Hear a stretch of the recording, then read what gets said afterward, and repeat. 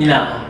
In questa città quante storie travagliate si sono vissute, quanti drammi si sono consumati e quante persone hanno vissuto, sofferto e infine sono arrivate al triste ma inevitabile epilogo della loro vita.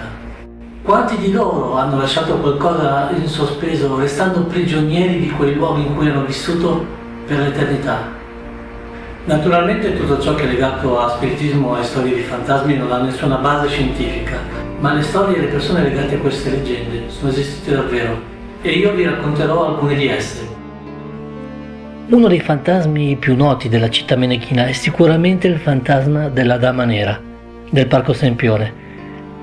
Si racconta che nelle prime ore notturne, quando una fitta nebbia avvolge il parco, a quel passante che si avventurasse per i vialetti del Polmone Verde di Milano potrebbe capitare di sentire un profumo di violetta e di vedere la sagoma di una donna emergere dalla nebbia. Ella è vestita di nero e porta un velo dello stesso colore del vestito, che non lascia vedere il volto. Si intuisce comunque dalle fattezze che si tratta di una bellissima e sensuale donna. Man mano che si avvicina alla donna, attrae magicamente il malcapitato che l'ha incontrata, prendendolo per mano e accompagnandolo per i viali del parco fino a raggiungere un ponticello, da cui si accede a dei viali mai visti prima. E da quei viali si raggiunge una villa. La donna apre il cancello con una grossa chiave, accompagna il malcapitato nelle stanze della villa e dopo un lunghissimo ballo con tanto di orchestra lo accompagna nella camera da letto, dove si concede per un atto carnale. Quando però l'uomo solleva il velo per vedere il viso della sua concubina, si rivela l'orrida verità. Al posto del volto la donna ha un mostruoso teschio. Inutile dire che chiunque si sia trovato in quella situazione sia fuggito, in preda all'orrore, ma una volta trovatasi in salvo, hanno per una strana ragione cercato di tornare dalla donna, senza che nessuno abbia mai avuto successo. Alcuni, secondo la leggenda, sono persino impazziti nel cercarla. La vicenda ebbe anche un eco tale che alla fine dell'Ottocento la zona venne battuta a tappeto alla ricerca della villa.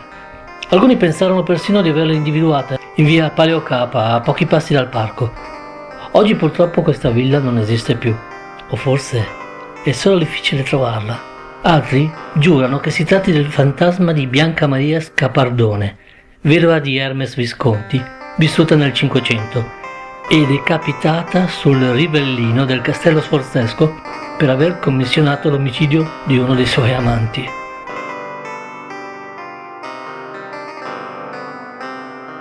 Ora ci spostiamo in corso Monforte, un viale apparentemente poco significativo, ma a cui potremmo avere la fortuna, o sfortuna, dipende dai punti di vista, di vedere un intero corteo di spiriti. Sono quelli dei Catari, o Catari, e la loro storia è veramente raccapricciante. Siamo nell'anno 1028. L'arcivescovo di Milano, Ariberto da Intimiano, ordina di deportare tutti gli abitanti di Monforte d'Alba, un castello in Piemonte, espugnato dalle sue milizie, perché rei di aver abbracciato la regione catara. Portati nel luogo che oggi prende il nome proprio da quel castello, tutta la popolazione di Monforte fu messa davanti ad una scelta atroce, o la salvezza verso la croce di Cristo, o la morte verso un orrendo rogo. Tutti, dal signore del feudo all'ultimo degli abitanti, scelsero il rogo, morendo liberi di credere nelle proprie idee. Il loro spirito nelle sere buie d'inverno marcia ancora oggi verso quel rogo per ricordarci il loro ingiusto sacrificio. Andiamo ora in un altro dei luoghi più caratteristici della nostra città, il santuario di San Bernardino alle Ossa, in via Brolo, a pochi passi dal Duomo di Milano. Qui troviamo un luogo veramente misterioso e pieno di storia, ma allo stesso tempo lugubre e macabro. In questo santuario, infatti, trovano dimora moltissime ossa umane, per l'esattezza tibie e teschi, posizionati in modo da formare delle figure e composizioni. Tra questo gran numero di ossa troviamo anche quelle di numerosi decapitati durante le varie esecuzioni, ma secondo alcune teorie sarebbero in gran parte appartenuti a vittime della peste.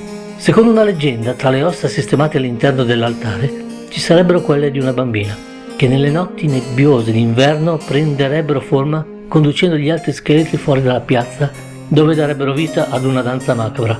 Nessuno sa chi sia stata quella bambina e quando era in vita, e a dire il vero non si sa nulla riguardo a nessuno di questi scheletri, ma rimane il fatto che come luogo è molto suggestivo e si presta facilmente al far nascere leggende di spiriti e fantasmi. Ovviamente le storie di fantasmi in questa città sono moltissime, ma in questo video ho voluto parlare di quelle più rappresentative, perché legate a luoghi, storie e personaggi, oltre che alle tradizioni antiche di questa moderna metropoli. Anche questa puntata di Milano Misteriosa è giunta a termine.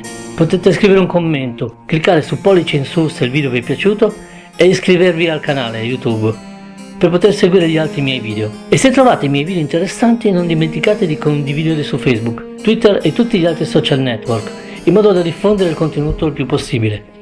Ciao a tutti e grazie per avermi seguito fin qui. Alla prossima puntata di Milano Misteriosa.